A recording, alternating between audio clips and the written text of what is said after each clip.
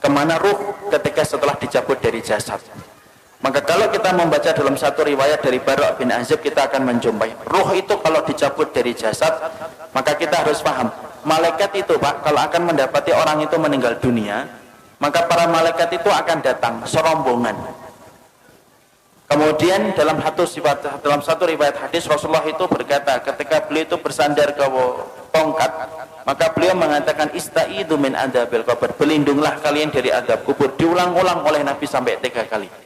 Kemudian Nabi mengatakan idza kana al-mu'min fi inqita'i minad dunya wa iqbalu minal akhirah. Seorang mukmin itu kalau akan meninggalkan dunia dan datang dalam urusan akhirat, nazala ilaihi malaikatun minal malaikah, maka akan datang serombongan para malaikat-malaikat. Kalau yang didatangi itu adalah orang yang beriman, yang datang malaikatur rahmah bersama dengan malaikat maut. Malaikat yang mencabut nyawa, penamaan yang benar bukan malaikat Israel, tapi penamaan yang benar itu malaikat maut. Dia datang serombongan bersama dengan malaikatur rahmah. Para malaikat kemudian di mana? Fajalasu inda mudil basar. Para malaikat itu duduk sejauh mata orang itu ketika memandang. Makanya orang kan kadang-kadang kalau mau meninggal dunia begini. Itu bukan melihat tatapan kosong, tetapi dia melihat sesuatu yang tidak pernah dia jumpai seumur hidupnya. Mana malaikat itu kalau yang akan dicabut adalah orang yang beriman, malaikat itu akan membawa 2 barang. 1, kafanun min akfanil jannah, kain kafan dari surga. 2, hanutun min khunutil miski, dan yang kedua itu akan membawa minyak wangi yang diambil dari surga. Setelah kemudian duduk sejauh mata memandang, yang akan datang, yang turun 1, malaikat maut di atas kepalanya. Setelah dicabut semuanya sempurna, malaikat maut selesai tugasnya. Kemudian diserahkan kepada malaikatur rahmah.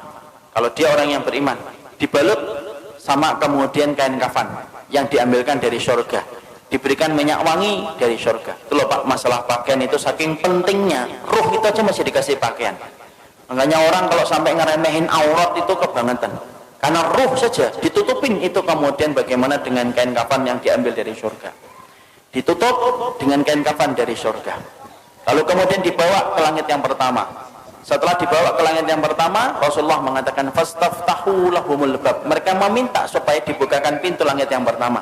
Pintu langit yang pertama terbuka. Kemudian mereka memasuki pintu langit yang pertama. Karena sesungguhnya langit itu ada 7 lapis. 1, 2, 3, 4, 5, 6, 7. Satu lapis dengan lapis berikutnya sejarak 500 tahun perjalanan. Lapis yang kedua dengan lapis yang ketiga 500 tahun perjalanan. Atasnya Pak ada pohon bidara Pak, makanya dinamakan Sidratul Muntaha. Sidrah itu bidara, Muntaha itu puncaknya langit. Di atas langit yang ketujuh ada lautan. Dari dasarnya sampai permukaannya 500 tahun perjalanan. Di atas yang tempat yang begitu besar, itulah nanti kemudian yang menjadi salah satu tempat arasy-Nya Allah. Maka naik itu melewati langit yang pertama. Seluruh para malaikat gemuruh Pak, cuma kita tidak mendengar. Kita tidak pernah mendengar itu, makanya dijadikan, kenapa pendengaran kita terbatas? Kalau dijadikan pendengaran kita sensitif, malah tidak bisa tidur. Karena tiap hari kita akan mendengar omongan para malaikat, dan kita akan mendengar omongan orang ketika mati, dan apa yang disampaikan oleh para malaikat di atas langit. Dijadikan pendengaran kita terbatas karena ada banyak hikmah. Melewati langit yang pertama bergumuruh para malaikat yang kemudian berkata, Maniruh hadat tayyib. Ini pemilik ruh yang baik, ini miliknya siapa? Hadza fulan bin fulanan. Ini disebutkan namanya yang terbaik yang dia pernah miliki ketika di dunia. Seluruh malaikat menyambutnya. Naik ke langit yang kedua, minta dibukakan pintu langit yang kedua, dibukakan. Terus sampai akhirnya menembus langit yang ketujuh. Ketika meminta untuk dibukakan pada langit yang ketujuh, maka Allah berfirman, sesungguhnya aku menciptakan dia dari tanah. Aiduhu ilal ardi. Kembalikan dia ke bumi, maka disitulah aku menciptakan, dan disitulah kemudian aku akan membangkitkan kedua kalinya. Akhirnya para malaikat kemudian membawa ruh itu, kemudian ketemu dengan jasadnya yang sedang dibawa oleh para pelayat ke area kuburan. Maka kemudian bertemulah kemudian jasad itu dengan ruh. Ya, jasad ini masih dipakai? Enggak, ini sudah selesai. Jadi yang kita pakai ini jasad sementara saja, ini kendaraan kita di dunia. Nanti ketika kita sudah mati, ketika dikumpulkan di padang mahsyar, dikumpulkan di surga, tidak pakai jasad ini. Jadi jangan khawatir yang tiba-tiba kemudian kok saya hidungnya gini, tenang, sampai mati doang. Nanti kalau sudah mati diganti hidungnya sama Allah. Karena nanti kalau kita sudah mati, nanti kita akan dikumpulkan di surga. Fisik kita itu sudah beda dengan fisik di dunia. Makanya fisik kita nanti kalau masuk surga sebagaimana fisiknya Nabi Adam. Tingginya 60 hasta, sekitar 30-40 meter. Maka ketika jasad itu dibawa ke liang kubur, sempat diketemukan dengan roh sebentar. Tapi saat itu jasad sudah tidak ada faedahnya. Kemudian ketika sudah ketemu kembali di area kuburnya, dia sempat mendengar suara terompah terakhir pelayat ketika keluar dari kuburan. Setelah itu kemudian datang pertanyaan mungkar datang, kan menanyakan 3 perkara. Apa, siapa Robnya, siapa nabinya, apa kitabnya, ataupun apa agama yang diutus kepadanya. Setelah dia mampu menjawab itu, maka yang mampu menjawabnya itu siapa? Apakah dirinya? Enggak. Tapi yang menjawabnya itu adalah dibantu sama Allah. Makanya Rasulullah membacakan ayat yusabbitullahu alladhina amanu fil qawli tsabit fil hayati dunya wa fil akhirah. Allah teguhkan orang yang beriman perkataan mereka di dunia dan perkataan mereka di akhirat. Makanya mereka lah yang bisa mengatakan Rabbku adalah Allah, Muhammad adalah Rasulku, dan Al-Quran itu adalah kitab suciku, dan Islam adalah agamaku. Allah yang menggerakkan di atas langit.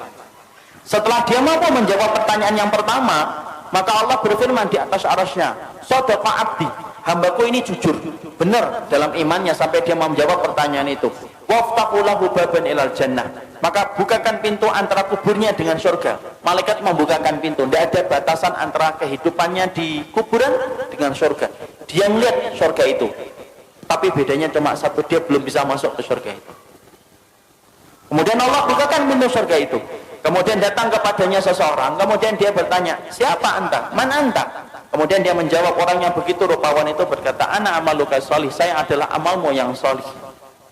Ini sholatmu, ini puasamu, ini sedekahmu, ini ridhomu, ini takdirmu. Maka ini adalah keikhlasanmu, ini infakmu. Maka saya akan menemani kamu sampai nanti hari kiamat. Saking senangnya, ruh itu kemudian berteriak, teriakannya apa? Ya Rabb, aqimis sa'ah hatta arji ila ahli. Ya Rabbku, tegakkanlah hari kiamat supaya aku ketemu cepat dengan keluargaku. Masya Allah. Jadi memori tentang keluarga itu tidak pernah hilang. Sampai orang ketika di kuburan pertama kali, tidak ada yang dia lupakan kecuali adalah masalah dia bersama keluarga. Nah, disitulah kita paham. Kemudian pertanyaan kita, ruh itu ditempatkan di mana, Ustaz? Ruh itu ditempatkan oleh Allah berdasarkan perkataan yang disampaikan oleh Imam Ibnu Qayyim itu macam-macam. Ada ruh yang ditempatkan di dalam kubur mendapatkan kenikmatan. Ada ruh yang ditempatkan yaitu di tempat-tempat yang berbeda. Ada ruh antara langit dan bumi. Ruhnya siapa? Orang yang punya hutang ketika dia tidak membayarkan hutang itu sampai dia meninggal dunia. Ada ruh yang kemudian ditempatkan di tanur. Tanur itu tempat kayak periuk, masuknya kecil, keluarnya besar. Dalamnya itu ke bawahnya besar. Untuk siapa tanur itu? Tempat bagi ruh mereka yang dulunya ketika di dunia berzina dan tidak bertobat sampai mati, dibakar oleh Allah selamanya sampai nanti hari kiamat itu datang. Dan mereka berusaha keluar tetapi tidak bisa keluar. Imam Ibnu Qayyim menjelaskan itu tempat bagi para pezina yang tidak bertobat sampai dia mati. Ada kemudian ruh yang ditempatkan di sungai darah. Setiap waktu kemudian dia melipir ke pinggir, kemudian dilempari batu, kemudian dia melipir lagi, dilempari batu. Siapa itu? Pemakan riba yang tidak meninggalkan ribanya. Disitulah kita mendapati ruh itu akan ditempatkan oleh Allah berdasarkan amal-amal yang mereka lakukan. Ada enggak ruh bergentayangan? Tidak ada bergentayangan. Kayak kurang kerjaan aja bergentayangan. Karena sesungguhnya ruh itu miliknya Allah dan Allah yang menggenggamnya. Nah ini ada rumah habis mati bunuh diri, malamnya kelihatan orangnya nangis-nangis, Ustaz, itu setan. Ruh itu tidak mungkin balik, Pak. Kenapa ruh tidak mungkin balik? Karena ruh itu tempatnya di alam barzah. Dan barzah itu kenapa disebut dengan barzah? Tembok tebal yang tidak bisa ditembus itu namanya barzah. Nah kalau ruh itu masih bisa seliweran dalam kehidupan dunia, penamaan barzah itu batal demi hukum. Karena kemudian masih bisa ditembus, makanya tidak bisa balik. Ada tembok tebal, sebagaimana Allah sampaikan dalam surat Al-Mu'minun ayat yang ke-100, tidak bisa balik. Apalagi sampai kemudian balik, ngeliatin anaknya, rumahnya. Ya kalau rumahnya nggak dijual, kalau rumahnya dijual kan jadinya sedih. Loh, kok sudah ganti orang ya? Karena nggak ada yang bisa balik, Pak. Makanya ruh itu semuanya ditempatkan oleh Allah berdasarkan amalan-amalan mereka, dan tidak ada ruh yang bergentayangan. Makanya kemudian kalau kita dapatin ada tempat-tempat, ada orang mati bunuh diri kok kelihatan ada hantunya, itu bukan ruh, tapi tapi itu setan yang mencari celah dan kesempatan supaya dia itu ditakutin. Kenapa setan itu senang untuk menakuti manusia? Karena setan tahu syirik itu mulainya pertama kali ketika takut. Orang kalau sudah takut maka cenderung gampang untuk melakukan syirik. Kalau sudah syirik nyebar kemenyan. Kalau sudah syirik dia akan kemudian korban di situ, di tempat yang dia takutin. Kalau sudah takut dia akan lewat sambil mengatakan, "Kula nuwun Mbah, ngapunten lewat Mbah." Lewat. Itu kemudian mulainya dari ketakutan. Makanya kemudian tidak ada ruh yang bergentayangan, itu tidak ada. Yang ada itu apa? Setan. Karena setan itu bisa berubah wujud apa saja. Anjing hitam perwujudan dari jin. Ular hitam perwujudan dari jin. Kemudian setan bisa berubah manusia, bisa. Makanya kita dapati ketika Nabi mau dibunuh, siapa yang memberikan saran mengumpulkan 10 pemuda untuk membunuh Nabi Muhammad? Itu setan dalam bentuk manusia. Karena setan itu bisa berubah apa saja, Pak. Dan dia bisa menjadi hantu untuk menakuti manusia, tetapi roh itu tidak bisa bergentayangan. Roh itu berada pada alam barzah, dan disebut alam barzah itu karena tidak bisa ditembus dengan apapun. Ya, nggak bisa ditembus apapun. Makanya kalau kita berbicara masalah hantu, hantu itu kan masya Allah, hantu itu kan beda-beda kan di setiap negara dan setiap wilayah.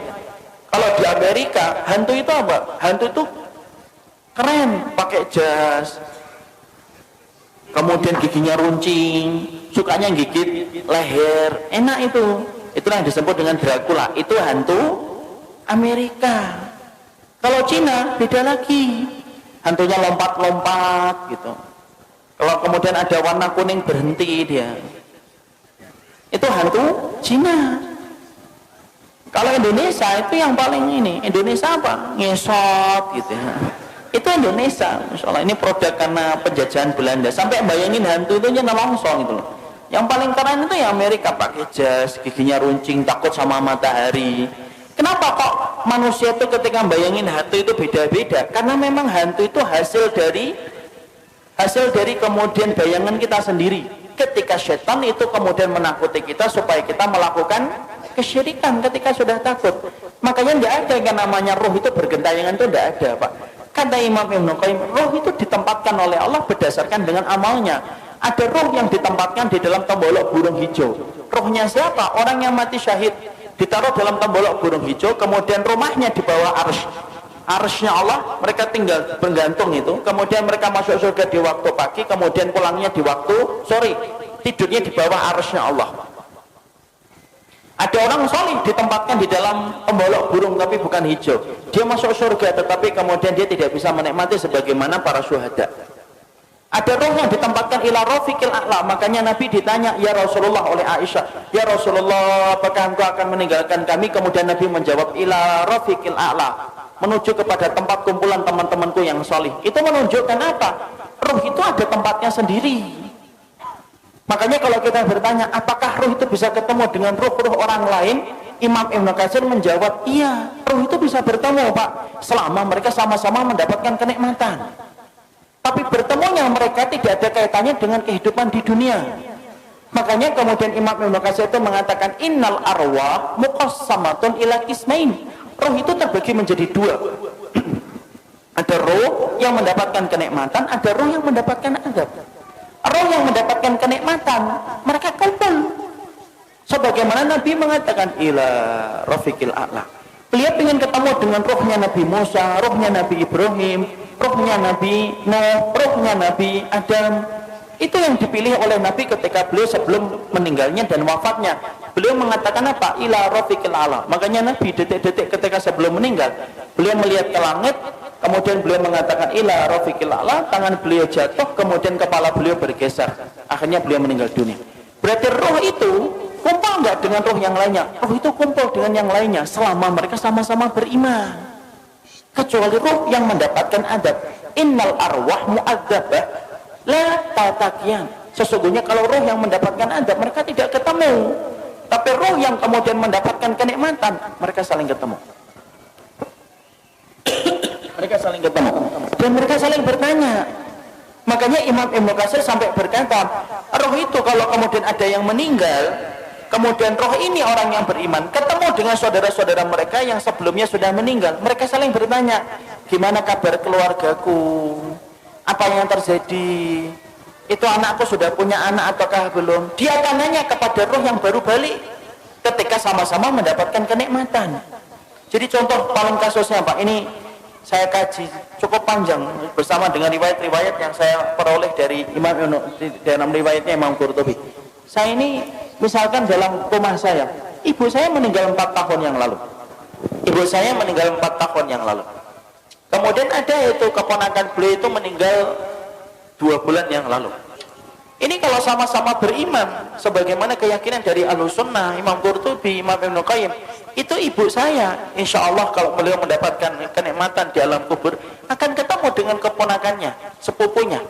Dan ketika mereka ketemu, mereka saling bertanya, gimana kabarnya Fulan? Gimana kabarnya Fulan? Fulan gimana? Bagaimana desa di sana sekarang? Kenapa mereka bertanya tentang keadaan keluarganya dan keadaan kampungnya? Karena mereka sudah terputus kabarnya dari kehidupan di dunia. Makanya inilah yang menjadikan kita akan memahami, ternyata roh itu, dia itu ada yang mendapatkan kenikmatan, dan di antara kenikmatan itu akan dipertemukan dengan roh-roh yang beriman. Sebagaimana kita nanti dalam di urusan akhiratnya di surga, kita akan dipertemukan dengan teman-teman kita yang dulu menemani kita dalam kebaikan ketika berada di surga. Sama, roh pun sama Pak. Jadi di sini kita paham tidak ada roh bergentayangan, tapi roh itu mereka akan mendapatkan tempat yang disebut dengan tempat barzah. Disebut tempat itu barzah karena tidak bisa ditembus dengan apapun, dan roh yang mendapatkan kenikmatan saling bertemu dengan roh-roh orang yang beriman yang juga mendapatkan kenikmatan. Jadi misalkan di sini di Tangmangu ini, kalau ada yang sudah meninggal gitu, kalau yang meninggalnya baik, ternyata di kuburan dia mendapatkan kenikmatan, ada saudaranya juga yang meninggal lebih dulu kemudian mendapatkan kenikmatan, itu saling ketemu. Itu saling ketemu dia. Dan itu mudah bagi Allah. Makanya Imam Ibnu Katsir itu menyampaikan, itu mudah bagi Allah karena itu merupakan bagian dari kenikmatan yang Allah berikan sebelum mereka menunggu urusan akhirat ketika kiamat ditegakkan oleh Allah. Nah itulah yang menjadikan akhirnya Masya Allah ya, sedemikian masalah